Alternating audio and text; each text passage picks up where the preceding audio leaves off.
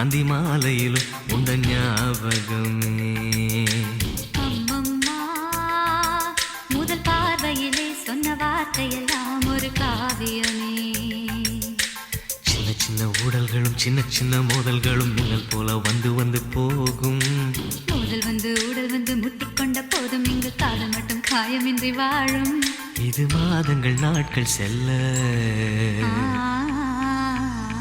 நிறம் மாறிடும் பூக்கள் அல்ல.